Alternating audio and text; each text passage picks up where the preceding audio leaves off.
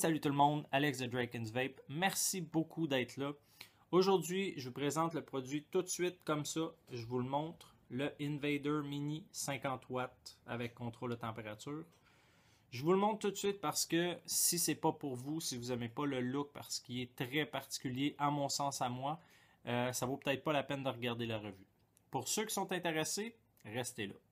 Alright, ben tout d'abord, le Invader Mini m'a été envoyé par un site de distribution de produits électroniques chinoises qui s'appelle GearBest. Donc, je me suis fait approcher par quelqu'un via YouTube pour m'offrir un produit quelconque, faire une revue. J'ai eu le choix de plusieurs produits. J'avais déjà l'œil là-dessus. Je sais qu'il y en a d'autres qui ont l'œil dessus, surtout pour sa robustesse. Robustesse. En tout cas, sa robustesse. Et moi, c'est vraiment pour ça que j'avais l'œil dessus. Donc, on a un produit qui est à l'épreuve de l'eau. Donc, il y a une certification qui est, exemple, je pense que c'est IPX4, qui est en anglais, donc splash proof, c'est-à-dire vraiment à l'épreuve des éclaboussures. Ceci dit, il va pouvoir être immergé dans quelques litres d'eau pendant quelques secondes, voire quelques minutes. J'ai pas fait le test, je prendrai pas de chance évidemment, mais c'est un produit que si on échappe dans la piscine, qu'on va le récupérer rapidement, devrait être encore bon. Ok, je dis devrait, mais à voir tout ce qu'il y a dessus, les infiltrations d'eau, je vois pas vraiment par où ce qui pourrait rentrer. L'autre chose, c'est qu'il va être à l'épreuve des chocs. Donc, pour l'avoir échappé plusieurs fois, c'est en caoutchouc, il n'y a aucun scratch, mais vraiment là, aucune. Même l'écran avec du caoutchouc qui est comme surélevé va protéger l'écran. Et à part de ça, donc la poussière ne viendra pas affecter le produit, donc le fonctionnement des boutons, et etc. Donc pour moi, c'est vraiment un produit qui va s'adresser surtout à des gens peut-être dans la construction, mécanique, les mains sales ou quoi que ce soit, ou tout simplement des gens comme moi qui font pas attention à leurs choses, mais qui sont très gaffeux. Moi, vous vous rappelez sûrement de mon Snow Wolf, j'ai fait 2-3 semaines, j'ai brisé la vitre. Oui, il y avait un défaut de fabrication, mais c'est pas la question. J'ai quand même brisé le produit. Celui-là, il est Alex Proof et c'est une bonne chose. Donc, c'est fabriqué par Heat Vapes, ou devrais-je dire Heat Vapes, parce qu'il y a un H au début. Donc, il se fait dans plusieurs couleurs, dont le noir. Il y a un gris charcoal, il y a un bleu, une espèce de entre le bleu bébé, le bleu marin et un vert, je dirais camouflage, donc un vert armé. J'ai quelques détails, donc il peut aller de 0.1 à 1 ohm en contrôle de température, donc en bas de 0.1 ohm, il va être écrit que la résistance est trop basse. Ensuite de ça, en Cantal par exemple, donc en mode normal, il va faire de 0.16 à 2 ohms. Donc on a un wattage qui peut aller de 1 à 50 watts, donc c'est un 50 watts bien entendu, et de 1 volt à 9.9 volts. Avec le Invader Mini, ça va vous prendre des batteries 18650, je dirais de meilleure qualité possible. Je vous recommanderais peut-être quelque chose qui va au-delà de 25 ampères, 20 ampères minimum. Question tout simplement de sécurité, le plus haut, la meilleure ampérage que la batterie peut fournir, le meilleur ce serait pour l'utilisation du Invader Mini. Je vais faire un unboxing bien rapidement. Je vais vous montrer quelques particularités vraiment du mode en tant que tel. Ensuite de ça, on va faire le tour du menu, voir les options qu'il y a. Et on va revenir en plan éloigné. Je vais vous donner les bons côtés, les mauvais côtés, vraiment au niveau de l'expérience que moi j'ai eue avec ce mode-là. Alright, allons-y tout de suite. Donc le Invader Mini 50 watts vient dans cette jolie boîte fabriquée donc, par Heat Vape avec leur site web. Oui, on a ici, il indique bien entendu le 50 watts et le 600 Fahrenheit. Ça, c'est le maximum qu'elle peut atteindre en contrôle de température. Donc, contrôle de température, résistant à l'eau, à l'épreuve des chocs, 0.1 à 1 ohm en mode de contrôle de température. OK, certaines certifications. On enlève la sleeve. À l'endos, ben, on a d'autres, on a vraiment l'information sur le produit, les dimensions, et puis, bon, si on regarde, là, c'est dur avec le reflet. On a vraiment toutes les spécifications du produit. OK, donc minimum, maximum, typical, c'est vraiment la norme. Donc, eux autres parleraient de ce qui est normalement utilisé, si on veut. Encore là, c'est subjectif. Ensuite de ça, au fond de la boîte, on a un manuel d'instruction qui est en anglais seulement, malheureusement. Ceux qui savent lire l'anglais, je vous conseille fortement de lire cette section ici. C'est vraiment les options du menu. Et puis, il y en a plusieurs, comme vous pouvez le voir. Je vais faire le tour avec vous rapidement. Donc, au niveau de son look, ben, ça a l'air d'être sorti tout droit d'un film de Transformer. Ça plaît pas à tout le monde, je suis d'accord. Moi, honnêtement, le look, j'adore. C'est vraiment masculin. Sans être sexiste, bien entendu, je trouve que c'est un style qui est plutôt masculin. Donc, qu'est-ce qu'on a? On a le bouton principal qui est ici, qui est bien camouflé. La flèche du bas, la flèche du haut. Et c'est tout au niveau des boutons. Donc, on allume en appuyant 5 fois. Ça dit bonjour, Invader Mini. Et c'est un bel écran. Mais avant de vous montrer les menus, je voulais vous montrer ça ici, qui est la connexion 510. J'ai trouvé ça super pratique, mais à faire attention, la pin ici n'est pas ajustable. Donc, c'est pas un spring et ça ne s'ajuste pas. On vient vraiment ajuster avec ça. La façon de faire, c'est super simple. On n'est pas obligé de la défaire au complet, mais bref, on va prendre l'atomiseur, le dripper, quoi que ce soit. On va venir l'accoter comme ça. Un coup fermement à côté. On va tout simplement revisser comme ça jusqu'à ce qu'on accote et c'est tout. Et il n'y a pas de gap. Donc si vous regardez, la seule place que vous pourriez voir une espèce de gap, c'est à la base, mais ils ont fait un ring qui est assez ressorti du mode pour vraiment donner l'impression que c'est toute une pièce et ça paraît pas.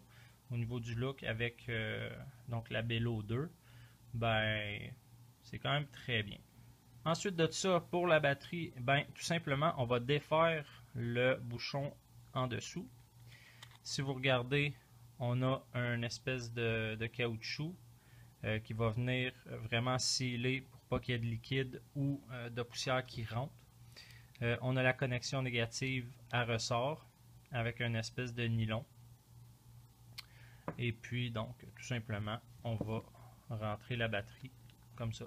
Et là, la chose que moi j'ai remarqué, puisque c'est hermétique à l'épreuve de l'eau, où sont les trous de ventilation? Parce qu'on le sait que des batteries, ça fait défaut. Et bref, j'ai fait des recherches. Et non, il n'y en a pas en bas du tout. Mais ce que j'ai pu comprendre, c'est que quelque part ici, peut-être autour du bouton, mais en tout cas, dans ces environs-là, il y a des points de rupture dans le caoutchouc, un peu comme dans un tableau de bord d'une voiture quand le airbag va exploser. Il y a vraiment des faiblesses dans le caoutchouc qui vont ouvrir si jamais il y a un problème avec la batterie. Ceci étant dit, si ça arrive, on s'entend qu'on dit bye-bye au mode parce que toute son efficacité vient d'être sacrifiée à ce moment-là. OK, pour le menu, ben, pour l'allumer, on appuie 5 fois. Et chose à mentionner, on ne peut pas l'éteindre. Donc, si on appuie 5 fois, tout ce qu'il fait, c'est qu'il va barrer. Il va s'éteindre de lui-même au bout de 90 secondes. Donc, quand vous avez fini d'utiliser, on va le locker. Donc, on va le verrouiller en appuyant 5 fois et on va le laisser aller tout simplement comme ça. Fait qu'à l'écran, là, je suis en mode Cantal, mode normal. Ce qu'on peut voir affiché à l'écran, ça va être la résistance, le voltage, notre wattage qu'on va ajuster en montant, en descendant, puis le niveau de la batterie. Les trucs qu'on peut faire lorsqu'il est verrouillé, on va le tenir comme ça. On va appuyer sur le bouton Fire et plus en même temps. On attend. Donc là, il est écrit Right et là Left. Donc, au début, c'était le mode normal, donc on était de l'autre côté. Puis là, vous avez remarqué, l'écran est à l'envers. Pour les droitiers et les gauchers, c'est bien pratique. Si on veut le remettre, on rappuie, il va nous indiquer left, pour ensuite venir à right, donc à droite. Ensuite de ça, toujours verrouillé, quand on va appuyer sur le bouton Fire et moins en même temps. Normal. Stealth Mode. Ça, c'est mon mode favori. Donc, quand on appuie, qu'on est déverrouillé, ça affiche rien à l'écran. Donc, ça illuminera pas dans le noir pour rien, sauf si on le verrouille. De retour au mode normal, donc si on appuie Fire, on appuie plus et moins en même temps, on va le tenir. Power Lock. Donc, Power Lock, c'est qu'on peut encore faire feu, mais l'ajustement du wattage va être verrouillé. Pour revenir, on réappuie et hop, on réappuie, dis-je, mode normal, et on peut changer comme ça. Là où est-ce que ça se corse au niveau du menu, c'est vraiment le mode température. Donc là, présentement, j'ai un coil, bon, c'est pas le plus beau, là, j'en conviens. J'ai un coil en nickel, je suis à 0.1 et à 360 degrés Fahrenheit. Si je veux changer cette valeur-là, ben, on ne peut pas y aller tout simplement comme ça. Ce qu'il faut faire, donc là, Fire, fonctionne bien, là, on va voir le wattage qui change, donc il fonctionne. Mais pour le changer, on appuie 5 fois, on verrouille, on appuie sur le plus et le moins, et là, on peut y aller, donc mettons 330, 1, 2, 3, 4, 5, et là, en bas, on peut voir, donc on a changé la valeur. Il va fonctionner, ok. C'est pas ça le problème, c'est vraiment niveau fonctionnalité. C'est pas ce que j'aime le plus. J'aurais aimé pouvoir changer donc la température directement sur le menu principal. Ceci dit, le contrôle température fonctionne bien. Par contre, la chose que j'aime moins, sur certains modes, ici, on voit le petit home, on peut verrouiller. En fait, la plupart des modes de contrôle de température, on peut verrouiller la résistance pour rester à celle-ci. Pas avec le Invader Mini. J'ai pas eu de problème. Par contre, ça mérite de poser la question. Rapidement aussi, je ne l'ai pas montré. Si vous enlevez votre coil, donc votre ato, vous mettez une tank, vous changez, il va vous demander est-ce que vous gardez la même valeur. Donc la flèche en haut, c'est pour un nouveau. La flèche en bas, c'est pour garder le même. Donc juste, c'est comme une auto-vérification.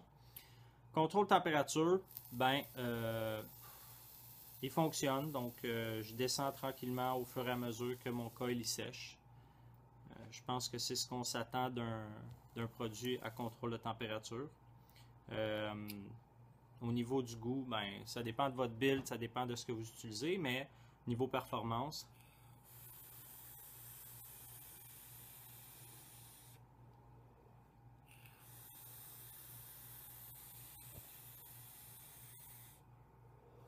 pas de dry hit.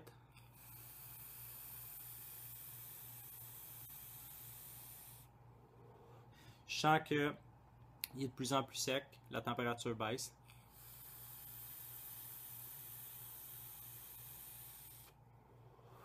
On n'a plus grand chose et comme de fait, on est quasiment sec. En mode température aussi, il va faire de 200 degrés Fahrenheit à 600 degrés Fahrenheit. C'est la seule unité de mesure qu'il y a.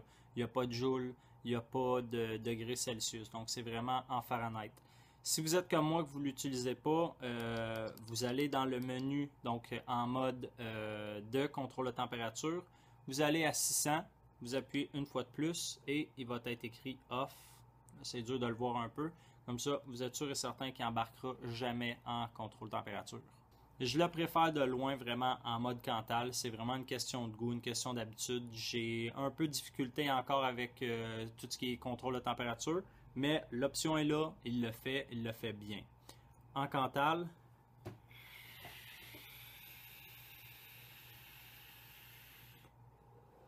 ça va dépendre de votre build, encore une fois, bien entendu.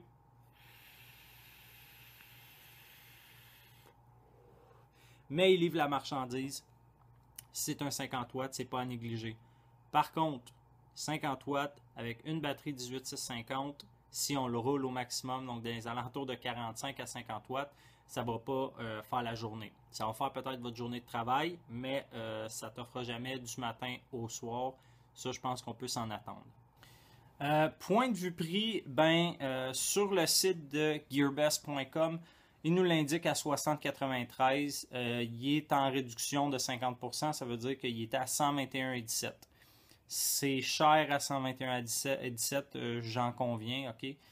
Par contre, à 61, plus le shipping qui semble être gratuit en ce moment, je pense que c'est quand même c'est bien, c'est relativement bien au niveau du prix. Surtout sachant qu'au Québec, ça va tourner dans les alentours de 90 $. C'est sûr et certain qu'il faut attendre environ 3 à 5 jours avant de le recevoir. Donc, c'est un pensez-y bien. Est-ce que je l'achète en boutique ou est-ce que je le commande?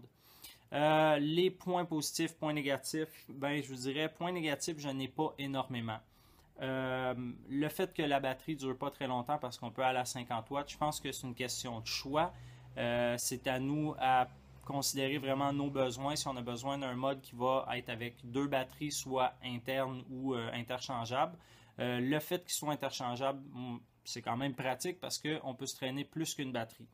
À part de ça, vraiment, ça va être le contrôle de température. J'ai un peu de misère avec le fait qu'on ne puisse pas verrouiller la résistance et le fait qu'on soit obligé d'aller dans un autre menu pour changer la température au lieu de pouvoir le faire directement à l'écran principal. Je pense que ce seraient les 2 points négatifs que moi je considérerais. Les points positifs, je pense que ça va être très évident.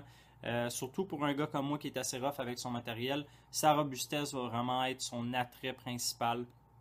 La batterie, dans le fond, la batterie qui n'est pas une batterie interne, qui n'est pas built-in, c'est cool parce que vous allez pouvoir changer de batterie puisqu'il y a 50 watts. Donc, c'est quand même beaucoup de puissance, surtout si vous le roulez à 45-50 watts, ça va se vider vite. Si on avait une charge interne, on oublie ça, ça serait vraiment l'enfer. Et non seulement ça, si c'était une charge externe, on perdrait tout le fait qu'il est waterproof parce que ça prendrait, je ne sais pas, une plug ou quoi que ce soit, vraiment pour cacher le port où ce qu'on insère l'adaptateur pour le recharger.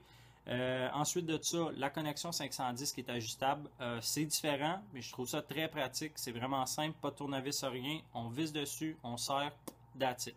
Il va fonctionner avec la plupart, et je précise la plupart parce que, pour ma part, mon Freak Show conventionnel marche pas, il n'y a rien à faire, il ne se rend pas jusqu'à la pin. Par contre, mon Freak Show Mini, aucun problème. Donc, tout ce que j'ai d'autre fonctionne très bien, mis à part mon Freak Show. Fait que j'imagine que je ne serai pas toute seule dans cette situation-là. Je vais vous inviter tout simplement à aller visiter gearbest.com. Je vais laisser un lien dans la description. Ils ont souvent des promotions, donc je vais essayer de laisser le lien où ce que les promotions sont là. Il y a vraiment beaucoup de stock sur ce site-là.